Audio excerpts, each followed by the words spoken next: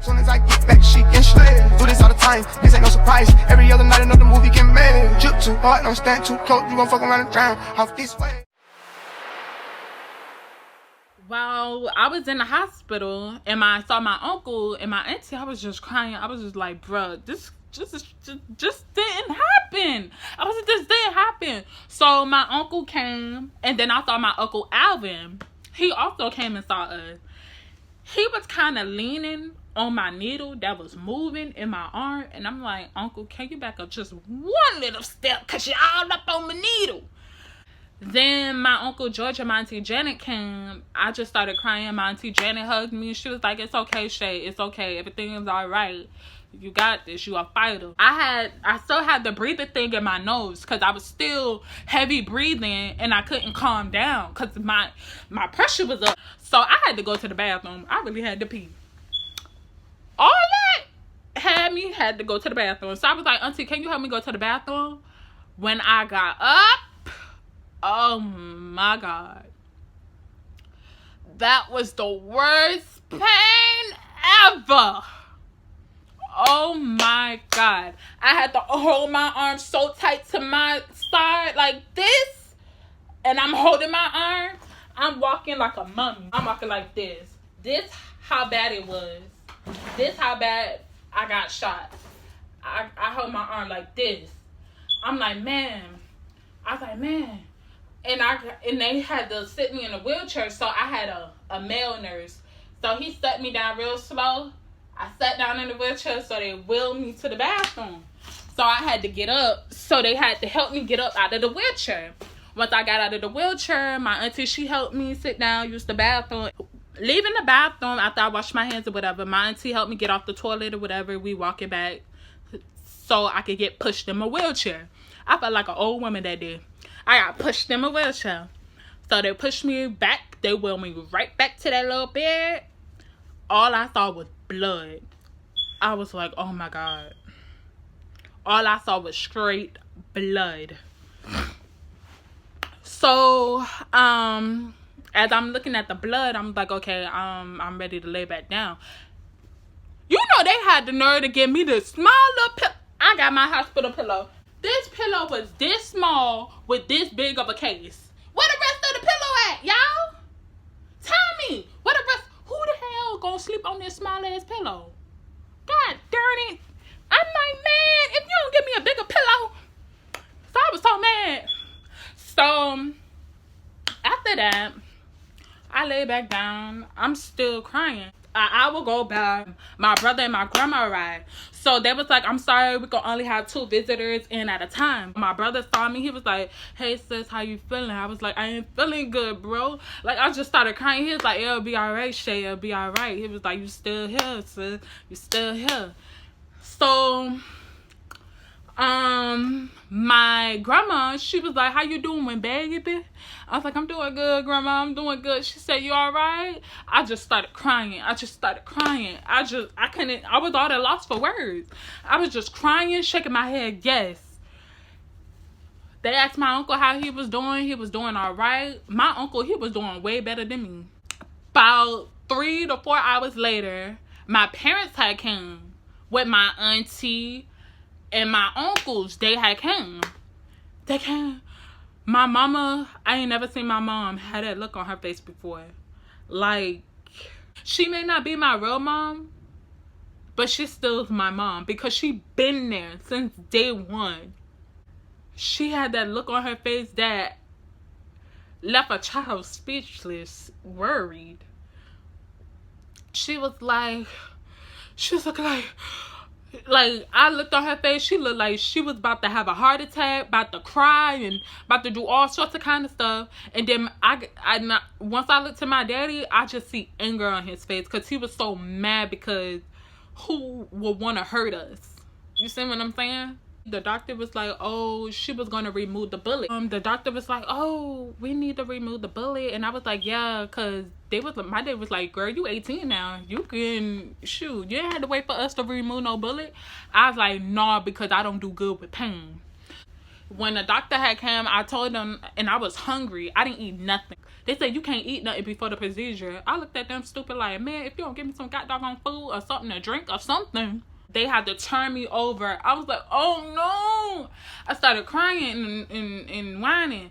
So my grandma, my daddy left. My daddy, he couldn't stay and watch that. My daddy, he was heartbroken because he was still in shock himself. My daddy didn't want to see something that almost killed his first daughter. So they turned me over like this to let me lay on my stomach. It hurt so freaking much. I wanted to scream. So they had put a shot right here. I felt like a little sting. I was like, the doctor was like, you'll feel a little sting. I said, wait, what? I started to move. They was like, don't move. I was like, oh, shit. I stayed still. So she stuck me. I was like, And I don't like needles. So I'm glad I did good with that.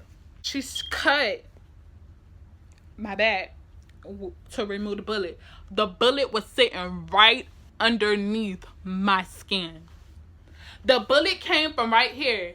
The bullet came from right there and it went up. It went upwards. So this is where they removed it from and this is where they inserted. And I know y'all can't see. They removed it.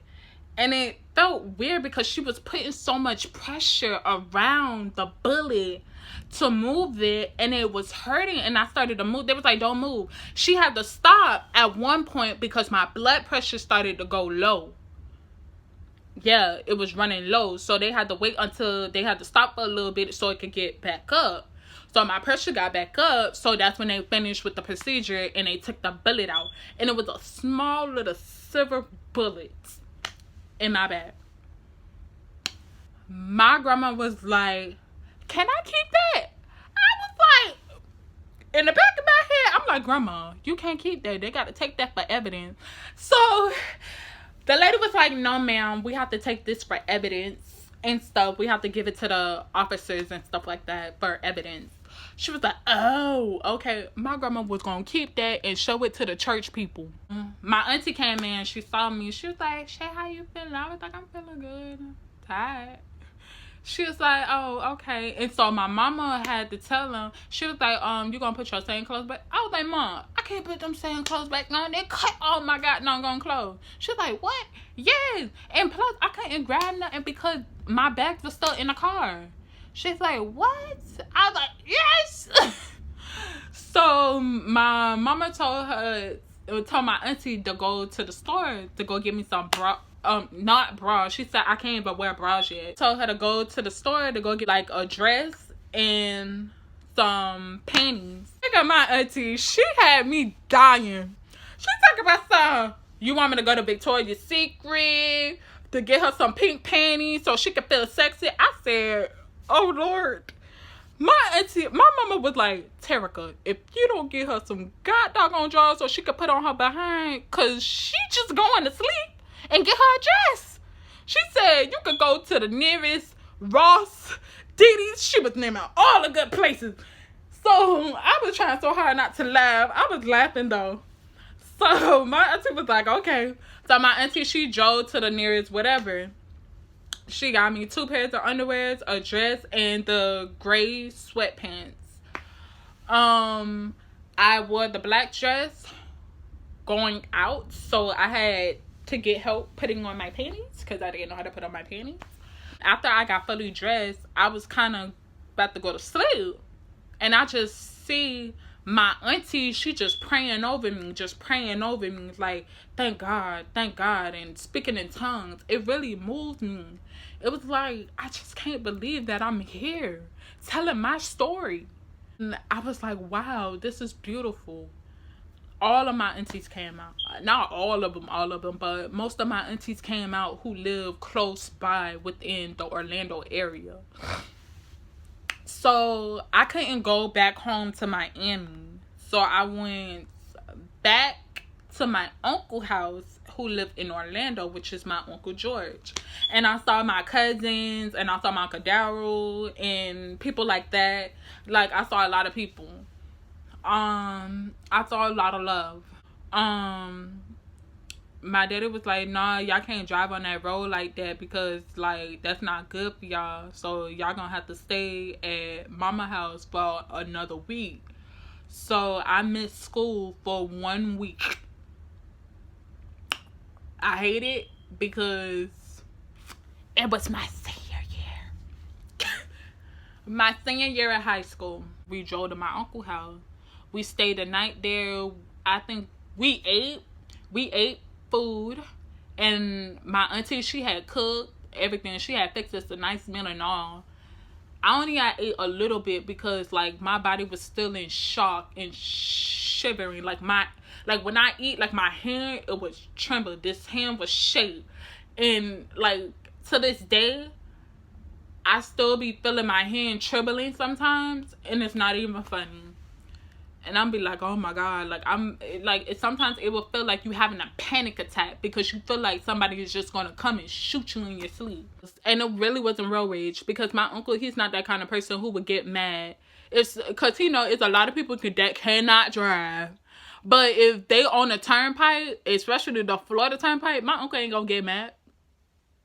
What the heck he gotta get mad for? So I want to get people's story straight. It wasn't even road rage.